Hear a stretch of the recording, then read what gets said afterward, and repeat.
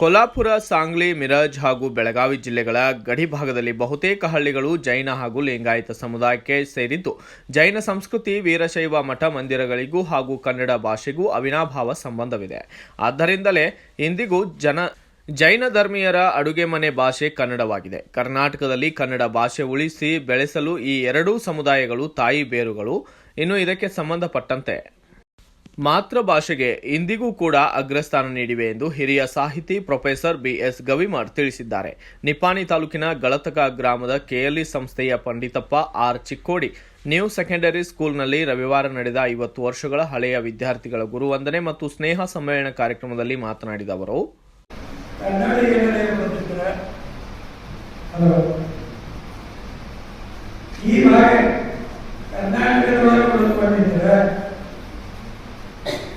ಅದಕ್ಕೆ ಮುಖ್ಯವಾದ ಎರಡು ಸಮುದಾಯಗಳು ಯಾವ ಅಂದರೆ ಒಂದು ಜೈನರು, ಇನ್ನೊಂದು ಬೀಸರು. ಬೀಸರು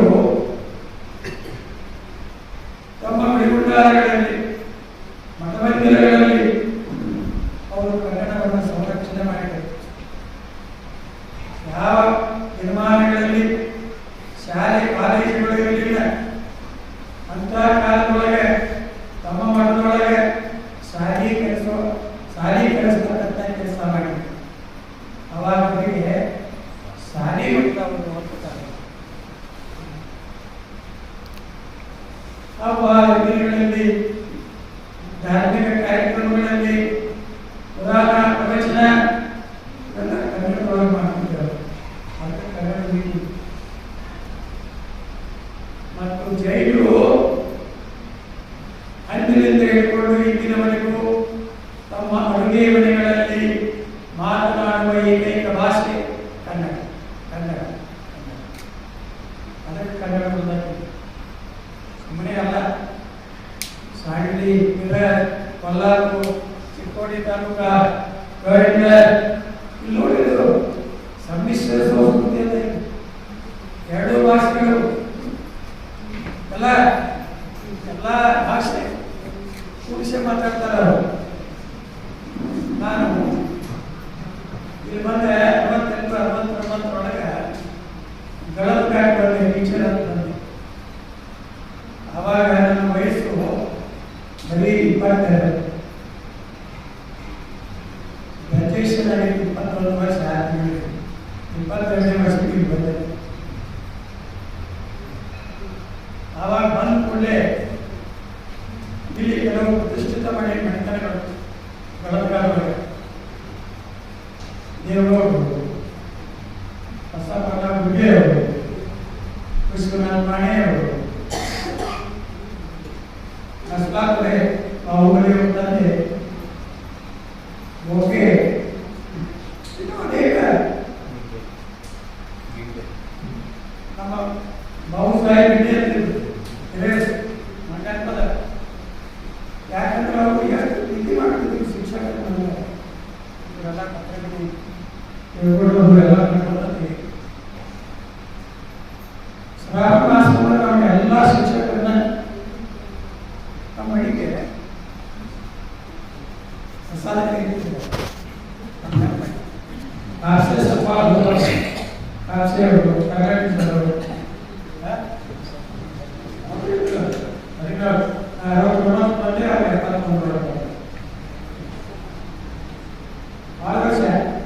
ಗೋಕರವಾಗಿ, ನಮ್ಮ ಹರಿಗಾಳವಾಗಿ ಈ ಶಾಲೆಯ ಅಭಿವೃದ್ಧಿಯೊಳಗ ಪಾಲ್ಗೊಳ್ಳಬಾರದ.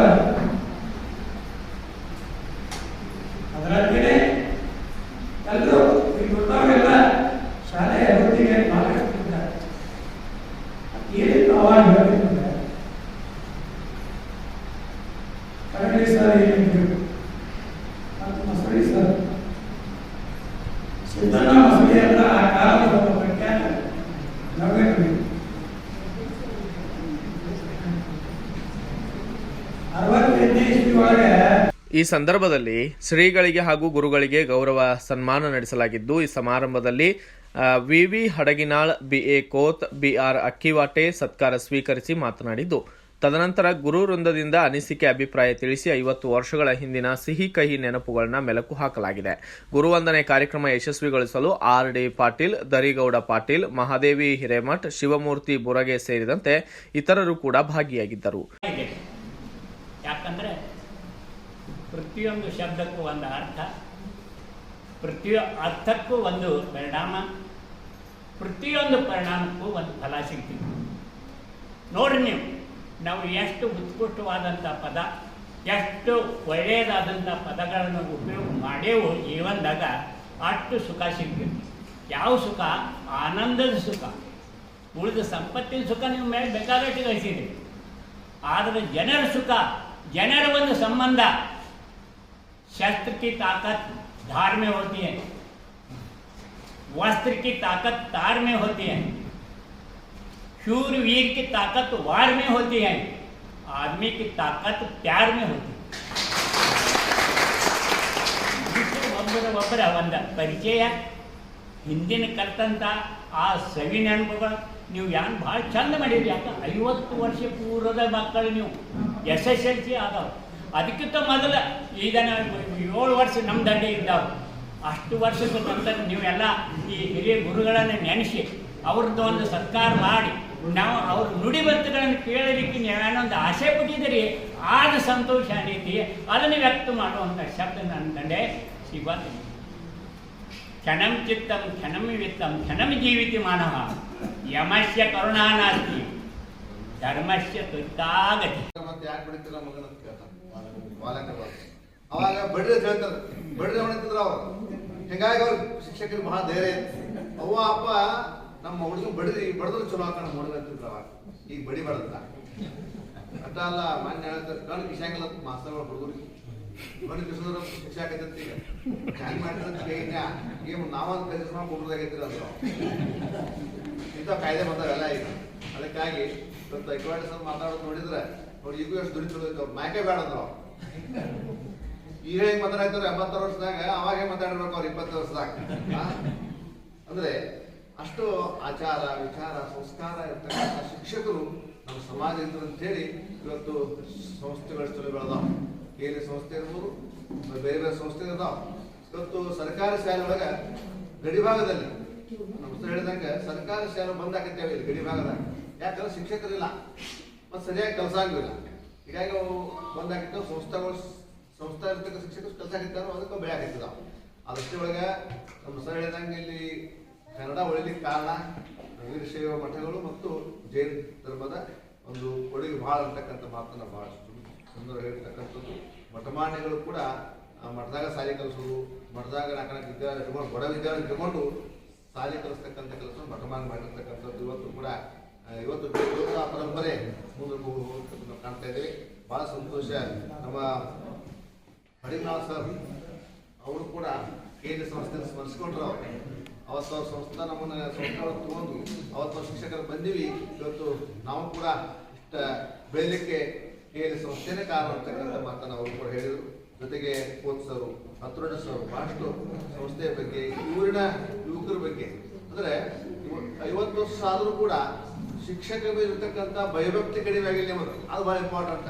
ನೀವು ಕೂಡ ಶಿಕ್ಷಕರಾಗಿದ್ದೀರಿ, ನೀವು ಕೂಡ ಈಗ ರಿಟೈರ್ಡ್ ಆಗಿರಿ. 65 ವರ್ಷ ನಿಮ್ಗೆ 65 ಈಗ ವಿದ್ಯಾರ್ಥಿಗಳಿಗೇನೆ ನೀವು ಶಿಕ್ಷಕರಾಗಿ ಮತ್ತೊಂದು ಡಿಪಾರ್ಟ್ಮೆಂಟ್ ಕೆಲಸ ಮಾಡಿ ರಿಟೈರ್ಡ್ ಆಗಿರ್ತಕ್ಕಂಥದ್ದು.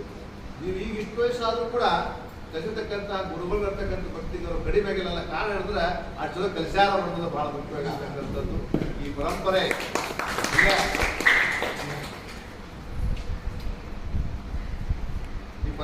Bureau report, Mahaveer Chinchane, BV5 news Kannada, Nippani.